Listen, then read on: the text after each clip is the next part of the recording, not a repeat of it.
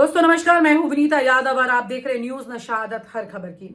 एक बहुत बड़ी बात है कि जिस तरह से जेफरी एप्स्टीन की फाइल लगातार तहलका मचा रही है, देश में और विदेश में हर जगह पर भूकंप लाकर रख दिया है इस फाइल ने। एप्स्टीन फाइल ने जिस तरह से लोगों की नींद खराब कर दी है, सत्ता का सुख भोग रहे मलमल के बिस्तरों पर सोने वाले इस वक्त रात को बेचैन होकर अचानक उठ जाते हैं, नींद की गोलियां खाते हैं तब भी नींद नहीं आती है।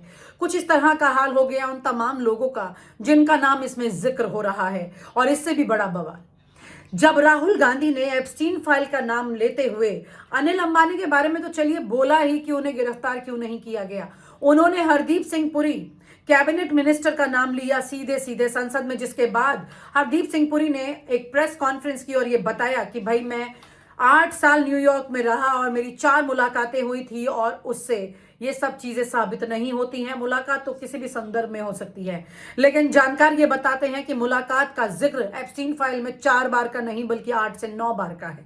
उन मुलाकातों को मंत्री जी ने जिक्र क्यों नहीं किया है, यहां पर बड़ा सवाल ये उठता है। एप्स्टीन फाइल में और क्या क्या छिपा हुआ है जिसका जिक्र होना बहुत जरूरी है, और इजराइल वाले प्रधानमंत्री नरेंद्र मोदी के दौरे पर क्या सच है, क्या वाकई में जो चीजें निकल के सामने आ रही हैं। क्योंकि अभी खुद ब्रिटेन के प्रधानमंत्री की बात की जाए तो उन पर इतना दबाव हो गया है कि वो रिजाइन करने को तैयार है, और वहीं पर अब सत्ता कुछ अलग ही रुख ले रही है। इस बार का साल बताया जाता है कि राजनीतिक उथल पुथल से भरा साल है, और ये राजनीतिक उथल पुथल बहुत तेजी से चल रही है देश में, जहां पर चॉपर क्रैश में, माफ कीजिएगा, जो चार्टर प्लेन क्रैश में अजीत पवार की मौत हो जाती है, उप मुख्यमंत्री महाराष्ट्र के, तो वहीं पर एप्स्टीन फाइल ने भी कम तहलका नहीं मचा रखा है। ये तहलका कुछ इस तरह का है कि लोग ये सोच रहे हैं कि क्या वाकई में हमारे देश के नेता और बिजनेसमैन छोटी छोटी बच्चियों की तस्करी के अंदर क्या इन्वॉल्व थे, क्या ऐसा कुछ है? और अगर ऐसा नहीं है तो फिर क्या ये सिर्फ विपक्ष का प्रोपेगेंडा है? ये तमाम सवाल यहां पर उठ रहे हैं। टीवी चैनल जो कि बचकर चला करते थे वो भी मजबूर हो चुके हैं एप्स्टीन फाइल का जिक्र करने के लिए। आइए चर्चा करते हैं इसी बात पर शीतल पी सिंह जी के साथ, वरिष्ठ पत्रकार शीतल पी सिंह जी, जो कि इन तमाम बातों पर बहुत गहरी नजर भी रखे हुए हैं और बिना सरकार से डरे, बिना किसी सत्ता के लोगों से डरे खुलकर बोलते हैं।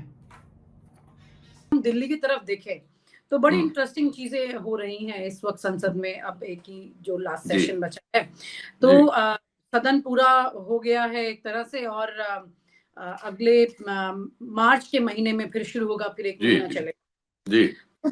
यहाँ पर एप्स्टीन फाइल ने पूरे सेशन को अगर देखें तो वही शब्द दिखाई देता है, एप्स्टीन फाइल इतना घेर लिया कि पीएम भी मतलब आकर के जवाब देने में इसमें इच्छुक नहीं हो रहे हैं, बच रहे हैं। दूसरी तरफ किरण रिजिजू इन चीजों को लेकर के बहुत क्लियरली राहुल गांधी को बोलते हैं इसके रिपरकशंस बहुत सीरियस हो सकते हैं, जो आप बोल रहे जरा सोच समझ कर बोलिए। तो राहुल गांधी भी यहाँ पर बैक स्टेप नहीं जाते हैं, बल्कि 2 कदम आगे जाके अटैक करते हैं और बोलते हैं कि अनिल अंबानी और हरदीप सिंह पुरी, सीधा वो नाम ले देते हैं।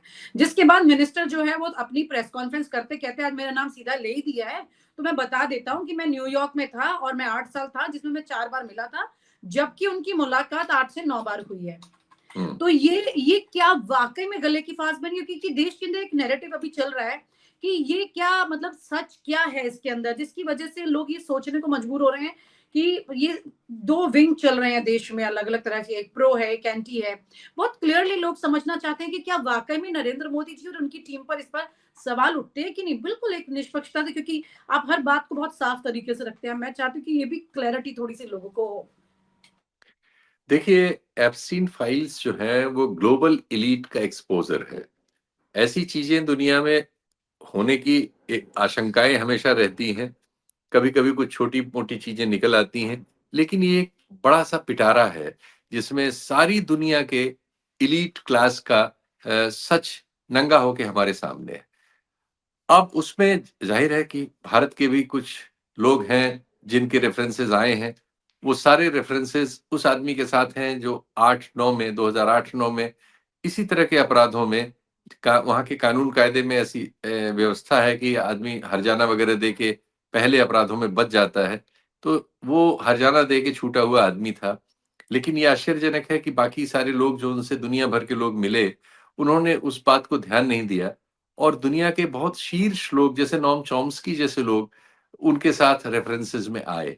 लेकिन बाकी दुनिया जिस तरह से इस मामले पे रिएक्ट कर रही है और हमारे यहाँ जो हो रहा है, दोनों में बहुत जमीन आसमान का अंतर है। दुनिया में कई देशों के पॉलिटिकल लोगों ने अपनी-अपनी पोजीशन से इस्तीफा दे दिया है। कई लोगों ने ये बयान दिए हैं, जैसे क्लिंटन फैमिली है, पत्नी और पति दोनों ने कहा है कि वो जाके इसमें शामिल होंगे, इसके बारे में जो इन्वेस्टिगेशन चल रहा है, अपनी गवाही देने के लिए उपलब्ध होंगे। नोम चॉम्स्की की पत्नी ने, चूँकि वो डेथ बेड पे हैं, उनको स्ट्रोक हुआ था 3-4 साल पहले से, वो अपनी बात कह चुकी हैं, जो भी उनको सफाई देनी है। तो सारी दुनिया में यही हो रहा है। स्लोवाकिया में वाइस प्रेसिडेंट के स्तर की जो पॉलिटिशियन थे, उन्होंने रिजाइन किया है। ब्रिटेन में जो हमारे वहाँ का राजघराना है, उसके एक व्यक्ति फंसे हुए हैं, तो उनको राजघराने से निकाल दिया गया है और उनसे भी कहा गया है कि जाके आप वहाँ सफाई दीजिए। और उसी तरह से वहाँ अभी तो वहाँ की जो सरकार है स्टारमर की, इस पर खतरा आया हुआ है, क्योंकि उनके किसी असिस्टेंट वगैरह किसी का नाम किसी लेवल पे आया। तो सब जगह इन चीजों पर एक ये सब मॉरल की चीज होती है। हमारे यहाँ बेशर्मी होती है। हमारे यहाँ ढिठाई से कहेंगे, अरे साहब हमसे क्या मतलब, और हम तो वैसे ही मिले थे, चाय वाय पी रहे थे, टहलते हुए देख लिया, और वही सफाई पूरी साहब दे रहे हैं। अब अनिल अंबानी की तो डेट्स है। अनिल अंबानी ने मार्च में उसके साथ करस्पॉन्डेंस की है। चैट्स हैं, डिस्कशन 2016 में, हाँ 2017 में, 2016 में वो रफाल डील में थे। रफाल डील में भी हमारे प्रधानमंत्री जी फ्रांस गए और वो सब हुआ। उस सब में शक था। वो अलग बात है कि हमारी जुडिशरी वगैरह भी इस समय जैसे फैसले कर रही है, उसको लेके सब शंकाएं हैं। वो उसमें भी अनिल अंबानी का ही नाम था रफाल डील में, बेनिफिशियरी वही थे। इसके बाद इसमें वो एक रास्ता खोजने की कोशिश कर रहे हैं। उधर हरदीप पुरी हैं। तीसरे एक और सज्जन है जो 14 से पहले प्रधानमंत्री, मतलब मोदी जी जब मुख्यमंत्री थे, उनका पॉलिटिकल कैंपेन देख रहे थे। कौन, मंधा उनका नाम है, रवि मंधा शायद, उनका नाम आ रहा है, जिन्होंने एक किताब भी लिखी है मोदी जी पे। उनके भी एप्स्टीन से डिफरेंट मेल्स हैं। इन तीनों से ये लग रहा है कि मोदी डिस्पेंसेशन 14 में सरकार में आने के बाद अमेरिका से संबंधों की ओपनिंग करने के लिए बहुत बेचैन था। तो जाहिर है कि उसने अपने बहुत क्लोज लोगों से, जो अमेरिका में किसी न किसी रूप से जुड़े रहे हैं, उनमें वो परेशानी शेयर की होगी। और वो अपनी अपनी ओर से, अपने अपने तरह से, एप्स्टीन जो वहां का उस समय पॉलिटिकल ब्रोकरेज का सबसे बड़ा नाम था, जिसके संबंध सब बड़े बड़े लोगों से थे। ट्रंप उसके यहाँ आके पार्टियां करते थे।